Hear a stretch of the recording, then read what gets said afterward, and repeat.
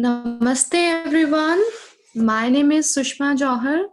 Before starting this session, I would like to give a small introduction about the NAHA group. Okay, NAHA group. The full name of NAHA is North American Hindu Association. NAHA advocate for policies that enhance the well-being of Hindus in Canada, secure the human rights of Hindu around the world, and advocate for solutions aligned with or inspired by Hindu teachings for the benefits of all people and the planet. NAHA helps empower Hindu Canadian communities and partner institutions enhance the well-being, safety, and security of Hindu communities and institutions, build a culture of advocacy, and promote the recognition of Hinduism. The baudhik lecture series is the much awaited community engagement session. Today we have Sunder Rajan ji in among us to deliver another important talk. So let's over to Sunder Rajan ji. Pranam everybody. Hope you're all doing well. The last time I met you, we were talking about Hindu civilization and Gurukulam. So what I would like to do, sometimes I've noticed that there's an internet lag because of the videos being up. So if you can do me a favor and turn off the video till the end, so we'll have a better network, and then we can have this series recorded properly. And during the question answer time, then we'll get the videos back again. Sounds good? Okay, so having said that, I would like to start the video, the series, especially on palmistry, because now that summer vacation is on, and I thought we'll get the kids to learn a new thing. So when I was a child, my father used to teach me palmistry and the art of looking at the hand and trying to understand a little about yourself and a little about others. So having said that, what I would like to do is give you a very quick disclaimer before we start. So this session particularly is for entertainment only, not education. So just want to make sure that it is not a outright course on palmistry and the mystics of it. Don't take it very seriously and don't base your life decisions on your palm. Real hard work is what you should depend on. Don't judge others by claiming to know about palmistry or make money off it or con people. This is something my father told me. Use it as a conversation starter, but don't use it to take advantage of people. Having said that, at the end of it, I know there will be a lot of curious questions.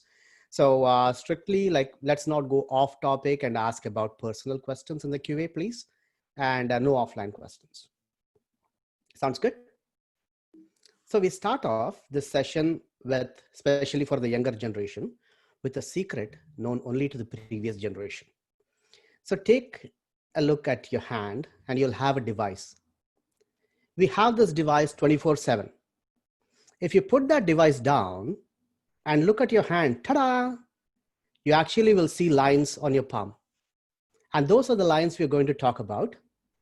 And we are also going to talk about the shape of the hand, the fingers a little bit, and we'll go into the numerology part of it. And all this, kids, is just for fun. And I hope you learned something at the end. And I'm waiting for curious questions too. Okay.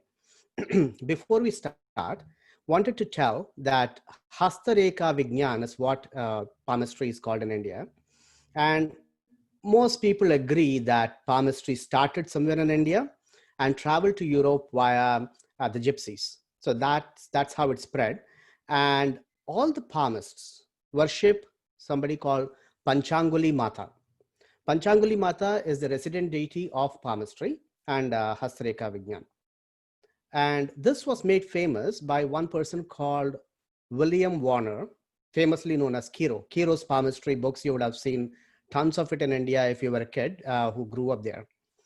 Having said that, Kiro actually came to India, stayed there, learned palmistry, did the sadhanas and all, and then went back to England. I think he was an Irish person. He went back and made this occult science into a household name, the chiromancy. What we will not talk about here is the intricacies of the mantras and the tantras or yantras of Panchanguli Mata. That's absolutely not the aim of this session. I want to say something about palmistry. All human beings are very curious by nature. If you ask them not to do something, they'll go ahead and do it. Same thing. They want to see what lies in my future. They want to get a glimpse of it. And they will go to great lengths to study different kinds of things that will give you a small idea of who you are inside and the invisible things of nature, like astrology, study of stars, palmistry, graphology, numerology. Some people go to study tea leaves and tarot cards and all. But the idea is to look at telltale signs and see what you are and what the other person is. So just the nature. In palmistry, what we're going to see today is the shape of your hand, different personalities that it indicates. And if you look at your hand, you can also see the mounds, like some places are fleshy and well built, and some are a little bony or concave. So that means something according to palmistry. And most of what we are going to talk here will be based off Kiro's palmistry. Okay. And finger shapes and what they mean. And then the head, there are different lines on the hands, as I mentioned earlier. So there's the head line and the heart line and the marriage line and luck line and all those things. We'll see what that means. And the last one is the fingernails. So this is also used in medicals. So just to see an indication of what your nails tell you about your health. Are you curious enough? If yes, let's take a look at the shape of the hands. So hands are divided into 7 different, or Kiro's palmistry divides it into 7 different shapes, 6 basic and 1 mixed. So the elementary hand is basically the most basic of all hands. You'll find these kind of hands are very coarse, thick, and the nails usually would be short, like it'll be more like a rectangle, but a shorter version. And the hands are more like a working hand. People who have these kind of hands are hard workers. They're more practical. They think in very concrete terms. If you tell them abstractions, it'll impress them less than you tell them, something that's very concrete. They love little comforts of life and don't complain as much. Now, I want to tell you something here. Back in the days when Kiro wrote the book, the world was a different place. It was an industrial age just emerging. So you would see most of the elementary hands and hands-on workers. Nowadays, you can see the elementary hand in different businesses too. So you can see an elementary hand, but usually when you see a person who has these kind of hands, they are hands-on, more emotional, impulsive, but they're more concrete oriented than imaginative. Okay. So check your hands and see which one it belongs to. And then we have the square hand. It's a nice name for it. And all these names are easy to remember. So if you look at your hand, the base of the fingers, the wrist and the sides would make a square. A square hand, and even the fingers could be a little shorter. But like in some people, you have a square palm and long fingers too. And this kind of hand is more logical and practical. And they are very detail oriented, very methodical. Like they want to follow rules and they do things step by step rather than just being chaotic. They're very materialistic, concrete, and they require proof for everything. You cannot just throw an argument at them and then expect them to believe it. Now, why is it happening? What is it happening? They're very curious to know the what's and whys of things. And they succeed in any profession that requires logic and reasoning. And you can always find the square hands in business, lawyers, scientists, anything that's on the other side, less on the painting and artistic side. Having said that, we also come, and this is something the kids might want to look at their hands to see if they are bookworms. Okay, this is the philosophic hand, the also called the researcher or the bookworm or the studious person. So if your hand is long, slim, and has knotted joints, when I say knotted joints, It's basically like mine, where you have, a thicker joint in the middle, and sometimes the finger is a little curved. We won't go into the curved fingers in this session. This is only for the generic view. So long, slim, slender hands, they're very studious and they are book learners. They love to read, love poetry and literature and other things. And they are very lazy, sedentary, meaning they don't want to go out and do things. They're very happy sitting at home, reading a book and learning from it. Their imagination is what rolls forward, and they see the world with their mind. Sometimes you can see them as very lonely and reflective. Stereotypical is the person who sits in the library and reads a lot. I used to do that when I was a kid. And knotted fingers are very detail oriented. This is specific to finger. If you have knotted fingers, you would have orientation to detail. And when you look at this kind of hand, they don't accumulate as much wealth when compared to the square hand. Square hand is more on the business, hands-on, concrete things. But these are the people who can shape civilization with their thoughts. They're good teachers, scientists, writers, and researchers. They're very important in society. But don't worry about the materialistic part. You need to work hard for that. That's why the hard work for the square and elementary hands. Then we come to the conic hand. The word conic literally means shaped like a cone. So if you look at a conic hand, it's more flat, more broad at the bottom, and more sharper when it comes up. So near the wrist, it'll be more thicker, and it'll go this way. And you can also see a reverse conic, which is like the base of the fingers would be broad, and near the wrist, it'll be like little slim.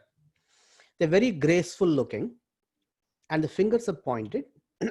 And these are the people who think a lot, who are very imaginative. They are more artistic side. So they can be painters, dancers, musicians.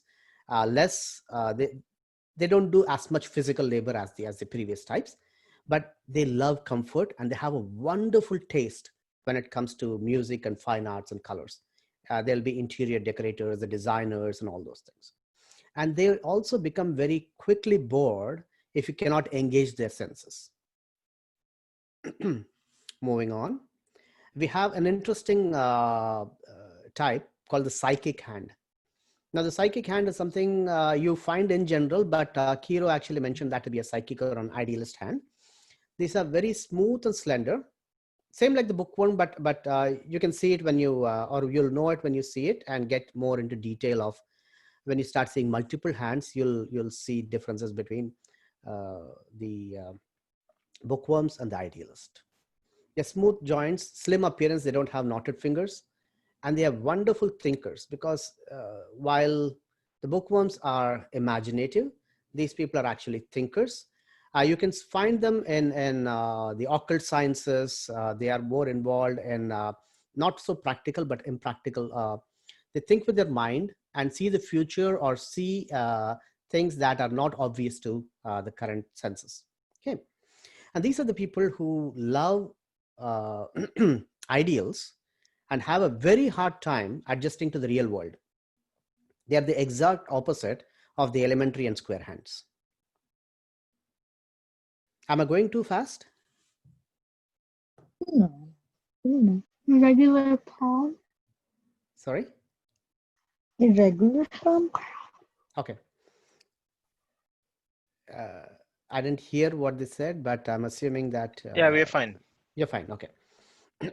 And then there's spatulate hand, which I kind of find the wordings odd for today's day and age, where we are very politically correct. But back in the days, they didn't care about political correctness. So if your hand looked like a spatula, they said it's a spatulate hand. So your fingers would be a little more clubbed and broader than the base of the fingers. And the hand itself will look like what they called a spatula. Irregular palm, large fingertips. And these are the people who have extreme energy. They'll do a lot of work without stopping, like a workhorse. And they persevere and never give up. So they're persistent, and they go through and see through to the end. They are the people who, once you start something, it's hard to pull them off a task. Very creative mind. You ask them, you give them a problem, and they'll give you a solution you have never thought about. They are very extroverted. You can find them in parties. They love to talk.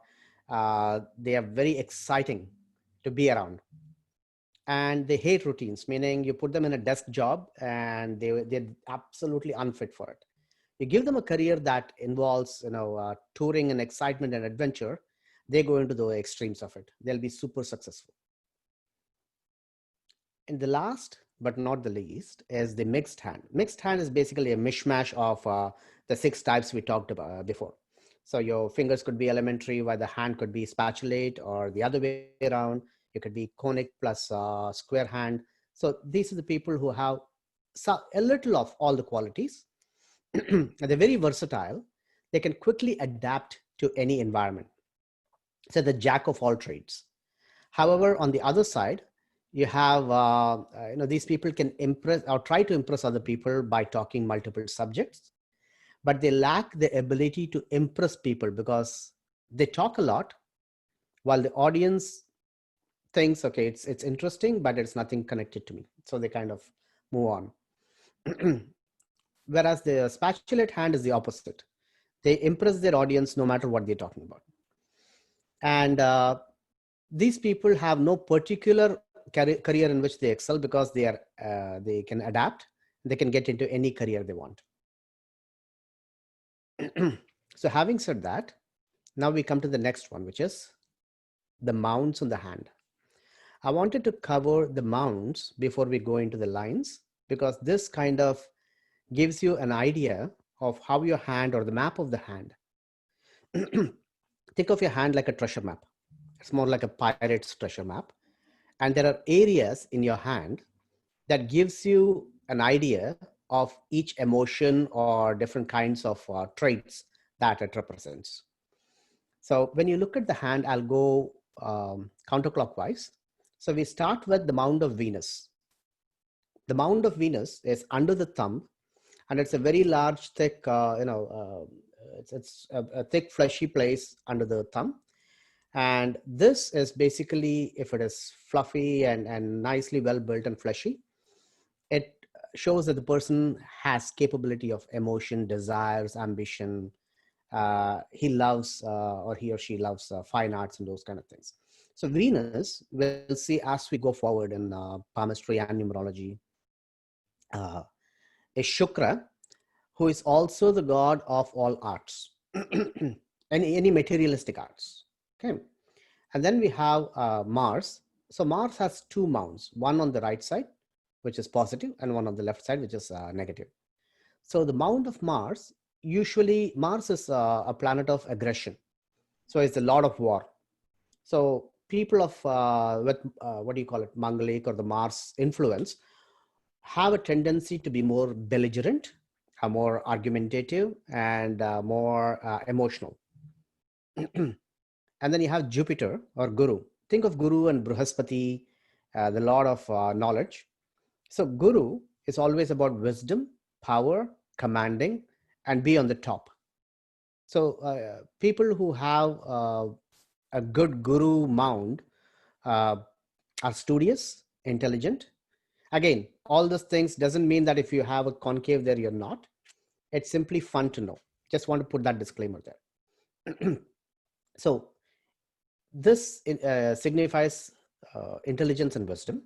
Saturn, all of us know, especially in India, Shani Dev, right? So Shani Dev usually is the god of dharma, like his elder brother. Shani's younger brother, Yama, is the lord of dharma and the lord of time. And Shani tests you and gives or punishes you for a certain amount of time to make you better. So he's a lot of punishments. So if the Shani is strong, then it's really means that good things will happen, but after a lot of struggles. So we'll come back to Shani when we look at the heart line and others. Then you have Surya. Surya is powerful, he's brilliant, he's dominant, he's a leader. So think about Surya as the top, right? And Mercury, who's Buddha, I'll give the English name because you have kids here. So Buddha or Mercury is very quick, think of Mercury going around the sun very quickly, right? 88 days. So Mercury is associated with fickleness, with quickness, innocence, and rash decisions. And Mercury is also interested in business and innovations. And then you have Chandra, the moon. The moon waxes and wanes for 15 days in a month, right? Yeah, the Amavasya to Paurnami. It grows and shrinks, grows and shrinks. People who have the moon, mount of the moon prominent, or any lines leading into the mount of the moon, will be very imaginative, but their moods will change quickly. And sometimes, just like waning moon, it'll be depressed, and sometimes it'll be excited or romantic, right? So we'll see that as we go, but just remember this this map, and then we'll come to how the lines lead there and what happens when the lines lead there. And there is one finger, the thumb. So the thumb is divided into 3 parts. So the one near the mount of Venus, that is, then you have the logic, the will, right? So you have love, logic, and will.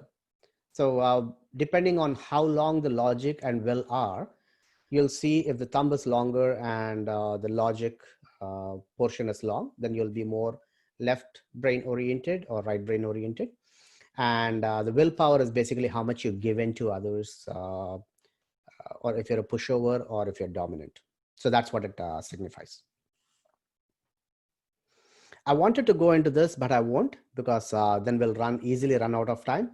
But these are the traits of Shukra, Guja, and all, with the positive, negatives, and suggestions. Okay. And now we come to the interesting part, which is reading between the lines. Now, all of us have lines on both hands, right? On the left hand, usually I've heard when I was a kid, I used to hear left hand for the ladies and right hand for the gents. Some people see that. But I always see the working hand to be the dominant hand, because your hand has a lot of nerve endings. So when you read a hand, it's not just these lines are permanent from the time you're born to the time you die. These lines keep changing. For a person who observes the lines, they'll see that the lines keep changing from time to time. Probably 6 months to a year, you'll see the major lines slowly starting to move left or right. Or even within a day or week, you'll start seeing more lines appear and disappear based on how stressed you are. So people who are more stressed, I won't tell you if you have more lines or less lines, but people who are more stressed will start seeing a number of lines appearing and disappearing. That's easier to spot than a person who meditates a lot. You know, there the lines are less obviously changing, but they still change. Okay. Now the left hand usually signifies inherited tendencies, meaning the things you're destined to be, things you inherited and you are meant to do. And the right hands are the cultivated qualities you have and the things that you currently will affect your life. Okay. Now, one more question is, people ask if your hand can tell you if you'll win a lottery, or things about your mother-in-law and all those things. No. Your hand will tell you how you think, how healthy you are, and basically your brain and lifeline and heartline and all those things. So basically it's about you. And a little it goes into the marriage and those kind of things. Okay. So again, because we are doing this today just for fun, we won't go very deep into the crosses and the islands and what happens if a line breaks and all those things. We'll talk about all the good things. Okay. So there are multiple lines. If you start looking at your right hand or your working hand, you'll start seeing there are many lines. Not all of us have all these lines. Some have the girdle of Venus here. Not everybody has. And some have the line of sun, or in India, we also call the Vidya Rekha, which actually goes from here. It's the line of studies or knowledge. Okay. And this is the fate line. So we'll start with the line of the head. That is the blue line here. Then we'll go on to see the line of heart, which is the red line, and the line of life, which is a green line. And if we have time, we'll see the line of fate right here, like through from the wrist to the bottom of the Saturn, mount of Saturn. And then you have education, logic, and all. We'll talk about it if time permits. Okay. Now, line of the head. When I say line of head, this usually correlates to how you think or what kind of mind you have, or tendencies of the mind.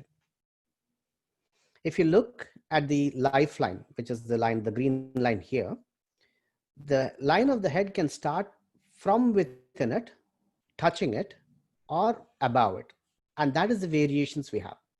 So the lifeline is here, and the headline can start from within it, like the number 1, or number 2, which is how it touches and then goes around to the other side, or number 3, where there's a gap between the headline and the lifeline. Okay. So what happens if the lifeline is within the headline? Sorry, when the headline is within the lifeline. It means that your thoughts will be sensitive, cautious, you'll be thinking about yourself, you'll be nervous, but very excitable, meaning you'll be worried, or when somebody says something, you'll kind of take it to heart. But if the line goes straight all the way to the other side, it means that over a period of time, as you grow, you'll have more control on your life. It's not like you won't be a pushover, but you'll be having self-control, and you'll start controlling others. However, if the line tends to go towards the mount of moon, then the emotions will take over more stronger. Okay. So one of the suggestions is start practicing meditation when you're young, and this will actually straighten out, or it will give you more power of control rather than waiting for it till a later stage in life. Second is the lifeline is touching the headline. Now, I hope you're still with me at this point. Otherwise, if it's going over your head, let me know. Okay. So I cannot see the chat window, so I don't know what's happening there. No, we're good. We're good. Okay. Sounds good. So when the lifeline touches the headline, it means that the people are very humble to the level where they're self-deprecating, meaning even if they have a lot of skills, they think, I don't know much, and they don't go out and make use of it. So you're kind of undervaluing yourself. Okay. So people of that sort should start working hard to make yourself assertive, believe in yourself, because you have a lot to begin with. And it's called the Hanuman syndrome, where Hanuman was sitting on the edge of the ocean when trying to find Sita Mata, and did not even know that he could cross the ocean till somebody told him, like Jambavan told him. So that's the syndrome that you have. Take faith in yourself and leap forward and make your skills known to the world. Okay. Among these, also there is a trait of how the how the line bends upwards, downwards, or goes straight. I'll give you a small secret. I'm going off script. Tendency is if the headline goes straight and turns upwards, more towards the mound of Mercury, you'll be more money-minded, business-minded, you'll be fast and make decisions, and you'll be more on the materialistic side. If it goes a little lower, you'll be on the imaginary side. So you'll be more, like I said earlier, the hands that are more imaginative oriented, artistic. So that's how it is. And if it goes even lower, it gets a little more emotional, where the emotions take over the imaginations. So that's where it's more influenced by the moon. Okay. And this is general for most of the headlines. Then we have a third category. I've seen this in people where the headline does not touch the lifeline. Okay. So the headline is a little bit like few centimeters above, or there is even a wider gap. So the more wider it is, your thoughts and your life will be independent, meaning you'll not think about just yourself. You'll be thinking of thoughts unconnected with your own life. It'll be like solving something in, say, South Korea or whatever it is. But your thoughts will be more abstract unless you're given a purpose And if you're given a purpose, because it's not connected to you, success is much faster. So you'll have to take a purpose, and you'll have to pursue a purpose if your headline is disconnected from your lifeline. Okay. I hope we are doing okay for time. And next comes the lifeline. Okay.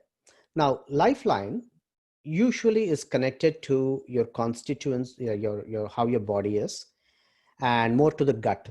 Okay. Now, most people think the lifeline talks about how long your life is. To an extent, it is correct, but it is how long your life is given natural circumstances, meaning how healthy you are. It can indicate, or it is said to indicate, certain illnesses much ahead in your life, even, say years ahead. And in addition to the lifeline, you also sometimes have, not everybody has this, a small percentage have something called the second line of life, or the line of Mars, right here. Okay, it runs parallel to the lifeline. So if your lifeline is broad and fine, it means you have a robust personality. So your body is like really strong, more brawny than brainy kind of things. But if your line is what do you call it? Yeah, deep, and I won't say shallow. So broad versus shallow, and deep and fine. So if your hand is deep and fine, you're healthy. Your body is more healthy, and the depth actually indicates a well-defined, more permanent nature of your health. And we also have continuous versus broken. And if you see this one here, those are called islands or chains, right? So if you find a lot of chains in the hand, then just check up the health. So what they say is, might be some minor health issues and other things. But I've seen that even broken lines in the palm when you're a child will get itself fixed as you grow, depending on your body constituency. Like I used to have half a line of life when I was a kid, and now it's full. It grows, right? And it all depends on how well you take care of yourself. So not all of this is written in stone. It's just written on the hand. Okay. And next is the origination of the lifeline. So when I say origin of the lifeline, it's how high or low in your hand or palm your lifeline starts. So closer to the thumb versus closer to the forefinger. So if your lifeline starts higher with closer to the guru, amount of guru, you have strong self-control and strong ambitions, just like guru being the leader. Okay. And if it's closer to the mount of Mars, the positive Mars here, you're more emotional and short-tempered. And that's how you can see this through general observation. There might be exceptions, but usually general rule is the more you start reading hands, you'll start seeing patterns of people. Okay. Not everybody with this has the same, because there are exceptions to the rules, but you'll start seeing that there are more rules than exceptions. Sounds good? Okay. And the last, I was showing you the red line, which was the mound of Mars. It actually shows that it's like a cat having multiple lives. A second line of second lifeline is actually good. Even for soldiers, it's a good thing, because they get into situations that are extremely tough or life-threatening and always make it back. Now, don't quote me on this for always making it back, because that's what the hand says. And there are other things in play in life than just the lines on the hand. Okay. And this is my favorite. This is my favorite, as the line of life or fate or destiny. Usually, the line of life starts, line of fate starts at your wrist and makes a straight line all the way to the mount of Shani. Okay, mount of Saturn. And that is supposed to be a complete lifeline without change. And it shows that fate plays a major role in in your life. So your life is pretty much written in front of you. Some people are born with it. For some people, it grows as you go along. I've seen many people, almost 60 to 70%, who do not have a fate line. But everybody has one. It's very tiny or minor. It may be, as short as this. For some people, it starts with the lifeline goes up or goes all the way and stops with the line of the head and such. So we'll take it case by case. If you see the red line that's going all the way from the wrist to the top of the palm, success is destined. And if it is accompanied with what we call the line of the sun here, number 4, right? So if you have a fate line and line of the sun, it actually means that you have wonderful fortune and it brings you greater success in life. Having said that, I have to remind you that hard work translates to success. And if you think you just have 2 lines on the hand, I'm not going to work for anything, that might be a mistake. So if you have these 2 lines on the hands and you put in extra 110% effort, then you're going places. Nobody can stop you. Okay. And next is the lifeline rising from the fate line rising from the lifeline, like this. So there are people who have a crisscross of the fate line, and that means your success comes through hard work and merit. It's connected, very grounded in your life. And if it is rising from the 3 or 5, which is the Chandra, okay, it means that your success is dependent on others. You will have success, but your success is on and off depending on how other people treat you. Okay. And on the other side, you have an offshoot to Guru. So here, so these 2 are dependent on others. Whereas number 6, where it goes offshoot, is a high position. So basically, you'll be in a very, you're destined to be in a very commanding position, a powerful position, something that requires thought leadership. And you also have offshoots to Mount of Surya, which is the sun right here, the ring finger. So that will be a magnificent success more on the political side of things, public life and political side. Okay. So all these lines are fun to watch, but like I said earlier, don't take it too seriously and stop working. The idea is to take this and make something of your life. Okay. Now, while fate line was my interest, I've seen a lot of people who are more interested in the heart line and the marriage line. So the heart line is more connected to your emotions, while the headline is with your intellect. The heart line is connected to how you feel rather than how you think. Okay. So some people have a heart line that starts from the side of the palm and goes and stops in the middle. And there's no development after that. It's not a bad thing. It just is what it is, right? We won't go into the short heart line. But don't worry, nothing bad about it. But if your heart line goes all the way straight and ends up on the other side of the palm, like a straight line to the Mount of Guru, it means that you are over affectionate, enthusiastic, and you are a giver than a receiver. So you don't wait for others to approve you. You go ahead and give your 100% to others. Okay. And this, I've seen it in about 15 to 20% of the people. It's not very common, but it is not rare also. Number 3, where it goes between your index finger and middle finger. So the gap, so if your heart line tends to go there, which is the most common occurrence, are people who are reliable. They have a high code of honor, very moral, they're very committed and loyal, and they're very successful in their affairs of the heart. So when they give their heart, they give their heart. That's how it is. Very committed.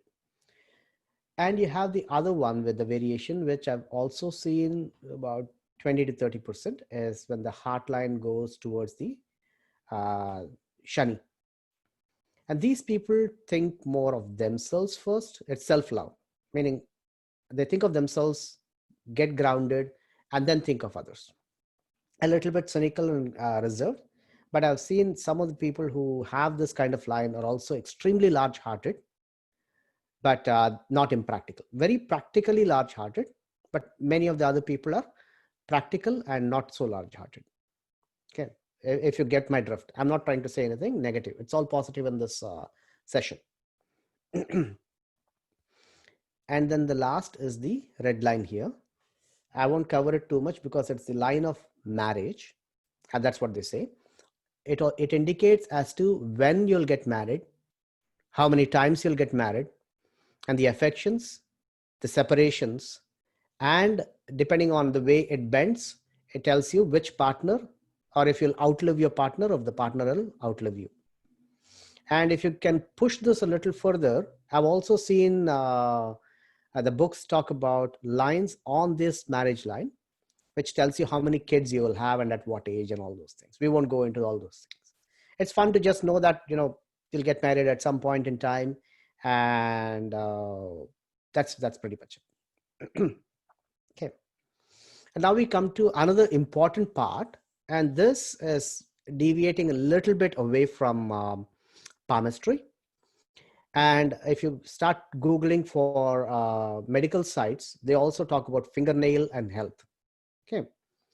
So the color and the texture of your fingernails indicates something about your health way before it happens, or it's indicative of what's going to happen. Let's say, for example, your fingernail is completely white, not just pale, but white. Then better to get checked with your liver and kidneys and your sugar level and all those things, because down the line, it's indicative of some of the issues that may happen around the area. It's not like you'll have all these problems at the same time. It's indicative of the gut health and your kidney, liver health. If it's not very white, it's just pale nails, then it means that there is less RBC content, red blood cells in your blood. So it might be anemia, could be problems with the heart or liver, or even the nutrition part. Check it out. Yellow nails usually are thyroids, lungs, the livers and pancreas. Sometimes people who have jaundice also have yellow coloring. Interesting that many of the sites also talk about psoriasis. Haven't seen, but I just left it there to see if the yellow nails also indicate psoriasis. Now, bluish nail. Okay, even before I go into all these nail colors, normal nail color, it's preferred if it is pink, like a pinkish glow. This is nice because it's indicative that it's a healthy nail. But if it's a bit bluish, it simply means that your blood has more carbon dioxide, and better to get your lungs and your blood and your heart tested. Okay. Sometimes it also happens there's a moon at the half moon at the bottom of your nails, right? I don't know if people notice that, but there's a half moon. Check the color of that from time to time. That is also indicative. And I've seen that the textures of the nail also means something, meaning if there are more dots on your nails. So check your lungs out, or if your nail is more, it's brittle and falling off. Okay, these are indicative of certain diseases. Dark nails, I'm not talking about bluish, but really dark nails, is possible melanoma. I've seen this in multiple sites. It's not from palmistry, but I've seen this in multiple sites enough to put it here. Melanoma is a type of skin cancer. So if it is very dark lines on your beneath your nails, not even on your nails, just beneath it, get it checked. And purplish or club nails, right? So when I say club nails, sometimes it's puffy and poofy. So that is indicative of your bowel and heart health.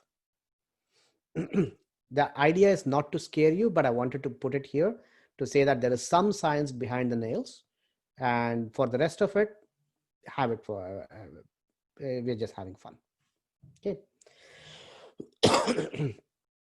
No questions at this point, so we'll move on further to one of my favorite topics, which is numerology. Now, numerology comes in different flavors, especially in India. This is almost like a craze. And when I was in probably in college. I spent about 2 to 3 years just going after numerology, studying so much to a point where I failed a few exams. I had to take it again. But that was how obsessed I was with numerology. To a point where I could look at a person and say, oh, there's a 2 and an 8 or a 3 and a 5. We'll see what that numbers mean. But this numerology comes from what we call the Chaldean system. This is not from the Vedas or Puranas. And this is very popular only next to the Rudraksha sales. It's become one of the booming business among the Indian actors and politicians and businessmen, because they even go to the length of changing their names, dropping alphabets, ridiculously putting more alphabets in their name, and change their fortune. You'll see this when you start noticing. I'm not going to take any names here. Okay. And numerology is the art of predicting a personality based on numbers. We'll see the numbers and the devatas they are associated with. It'll be different from what Girish Uncle said last week with the numbers and devatas. Those are Vedic ones. These are more numerology ones. Okay. Each alphabet is associated with a number, and each number is associated with a graha. Graha means planet. Okay, sorry. Graha is not a planet. I want to take a couple of minutes here. Everybody has said graha means planet. In science, planet is Mercury, Venus, Earth, Mars, and all, up to Neptune. But a graha in Sanskrit means traveler or a mover.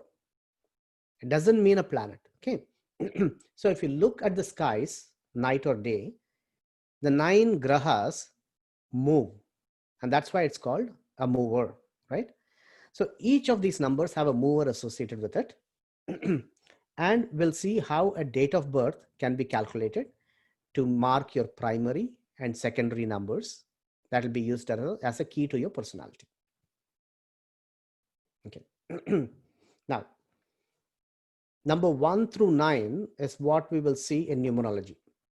There is no 0 and there is no 11 or 12 or 13. So if you say 11, 1 plus 1 is 2. So it is 2. Okay. If I say 144 or say 148, okay. 8 plus 4, 12 plus 1, 13. So 3 plus 1, 4. So you have to boil it down to a single digit number by adding it till it becomes a single digit number. That's how numerology works. And each alphabet in English is associated with a number. That is why I said this is not from the Vedas or the Puranas, because these all use the Roman alphabets as used by the in English. Okay. And these are alphabets that is ingrained into my muscle memory. So for 1, it is A, I, J, Q, and Y are 1. So A, B, C, D, E, and it doesn't follow. Then you have F is 8, G is 3, and so on. But we'll come to see how we calculate numbers and names in a bit. Surya is known for his stages, just as we saw in palmistry. Surya is associated with willpower, intelligence, authority, leadership, and everything that's, up and about and leading. It can also be, hurting the close ones. Basically, he's so powerful that he just bulldozes his way through with decisions that he doesn't take other people along in the journey with him. So you'll see Surya is more in the leadership and politicians and those kind of roles. Chandra is more gentle, supportive. You see how how the moon gives us cool rays, right? So that's why it's more gentle, emotional, fluctuating. And people of this type are more attractive and well-built, but they have a very soft heart. If I want to compare this in sun signs, it would be more like the Pisces. And Guru is intelligent, he's enlightened, he is very wise, and he teaches. So he's more of a mentor rather than a receiver. So Guru is strong and healthy and disciplined and those kind of things. But I look at a Guru more as a mentor. Rahu, sorry, I'll go with the numbers. So each one of these, I'm going from 1 through 9.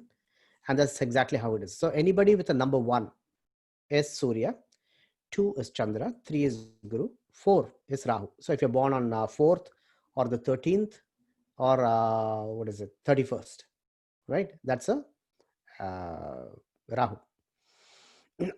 So you're a rebel, you'll be you're argumentative, you love argument for the sake of arguing. You don't care if you're right or wrong, but that's how you are. And the way you speak will attract people to you. So that's what do you call it, magnetic power. And in terms of food, you like quantity over quality. You don't complain about how good it is. You're not very picky eater, but you love to eat well. So that's a Rahu. Buddha is quick. They are very good with business, but they are so fluctuating and fickle that they keep changing their mind very often. Very impatient with people. They're frank, very blunt. They're playful, and they attract, what do you call it? They're the center of attraction when it comes to parties and other things. Shukra is artistic. Like we saw also the Mound of Venus. Shukra is artistic, romantic, creative. They love the fine arts and they have a wonderful taste. And these are the people who you find more in the movie field. Number 2 and number 6 are more in the movie field if you start looking. Ketu is number 7, is kind of the opposite of Rahu. Ketu is more introspective, very quiet. They love, I've seen more Ketus in chemistry. They love chemistry, the chemical reactions and those kind of things. Very insightful, and they love occult science. And when it comes to food like Rahu, they're the opposite. They love quality rather than quantity. Even if I eat less, I want the best as their motto. And then Shani is number 8. So people born on the 8th, 17th, or 26th. So they are introverted. They're very wise. And they have a very melancholic disposition of themselves. Very quiet, reserved. They are fantastic when it comes to seeing things through. They're caring and protective. Unfortunately, some of the Shanis, some of the number 8s, go through a lot of turmoils before they can achieve success. One thing about number 8 is, in order to achieve success, they will get success well if they stay away from bad habits like gambling and drinking and all those things. As long as they're not corrupt, they'll reach heights. If they're corrupt, luck will favor them for a while and then it'll go against them. Number 9 is Mangal.